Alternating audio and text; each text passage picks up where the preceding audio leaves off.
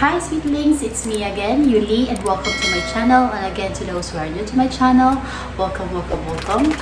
So in today's video, I'm gonna be sharing with you guys how to get more views by using basic SEO. I'm gonna be bringing you guys behind the scene, the step-by-step process on how I build the SEO of my YouTube video. So let's get started. SEO is search engine optimization, and if my Google SEO, mayroon ding YouTube SEO. And again, YouTube is the second biggest search engine in the world, second to Google. It is important to know the basic of SEO para mag-appear and mag-rank tayo sa YouTube search. And by doing that, we need to optimize our keywords. I've mentioned this on my other video, the how to rank on YouTube search. If you haven't seen that video, I'm gonna be putting a card on the upper part of my screen. I suggest you watch that first before watching this video para maintindihan mo kung ano yung mga sinasabi ko dito. For this video na ating i-build is Yung first step is knowing your target keywords. I already know the keywords that I'm trying to target here, and those keywords are YouTube search, YouTube body, rank, search, appear, and YouTube SEO. And this is also the reason why I need to make a script for my YouTube video para yung mga keywords na tina-target ko mag-appear siya sa kung ano yung mga sinasabi ko sa video ko. Para mapipick up ni YouTube kung ano yung mga tina-target kong keywords. Dapat yung mga keywords din na sinasabi ko sa video ko, ulit-ulit kong sinasabi. Dapat din nating siguraduhin na yung mga keywords na tina-target natin is mag-a-appear sa ating title, sa description ng ating video, and sa ating tags. Bottom 90s snacks.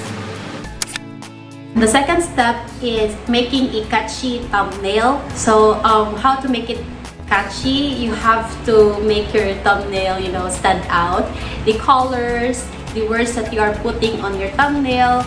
Sometimes on my thumbnail, I usually put the keywords that I'm trying to target. Sometimes I add icons or logos. So in this particular video, I already made my thumbnail, and I added the logo of YouTube body with the shock emoticons to make it stand out. So the next step is optimizing titles. I already tried making the title of this particular video. I also checked the keyword score using YouTube body here. So I already uploaded this video, and as you can see, I appeared just by typing the long tail keywords here. YouTube already recommend this video by using these keywords. YouTube also highlighted the keywords that we are trying to target here. YouTube search and appear. I added the year 2020 just to let the searchers know that this particular video is recent, na bago lang, ganun. Kasi if ako ang nasa shoes ng mga searchers, syempre, yung pipiliin kong video is yung napaka-recent. And I just think that by adding year on my title would justify or make it stand out that that video is really recent lang. And also, as you observe here on my title, I caps lock lahat yung title ko. Pwede mo din i-caps lock yung first part ng title mo, and the rest is hindi na siya capitalized. Just by capitalizing the title, make sure mo sa mga readers mo na yung binabasa niya is important. The next step is adding the keywords that you are trying to target on your description box of that video. So, let's check here. It is important na mag-a-add ka ng kahit 2 to 3 sentences lang ng description ng video mo sa description box. But make it sure that in those 2 2 to 3 sentences, nilalagay mo na yung mga keywords na tina-target mo. Like for example, on this, nilalagay ko na yung tina-target ko na keywords here: appear, rank in YouTube search, optimizing keywords, to body, and YouTube SEO. And I also added here, aside from niching down, knowing your audience, and uploading consistently, this is the best strategies to gain more views and get more subscribers for your YouTube channel. That is also a good keyword there. Ipapakita ko sa inyo kung gaano ka-importante na may description kayo sa video mo. So you can see here, just by typing this particular keywords on your YouTube search, yung makikita mong naka-highlight na keywords dito, nasa description yan. Nagalagay tayo ng description, hindi dahil para basahin ng mga viewers mo. Hindi ako naniniwala na lahat ng mga viewers mo pumupunta sa description box mo para basahin yung description ng video mo.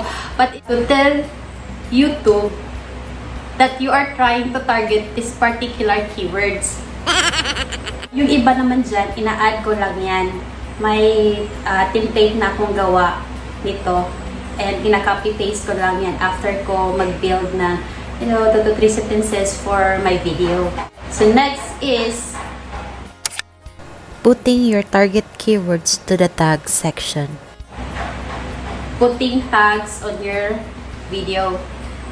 Napaka-importante talaga na maglalagay tayo ng tag sa video natin.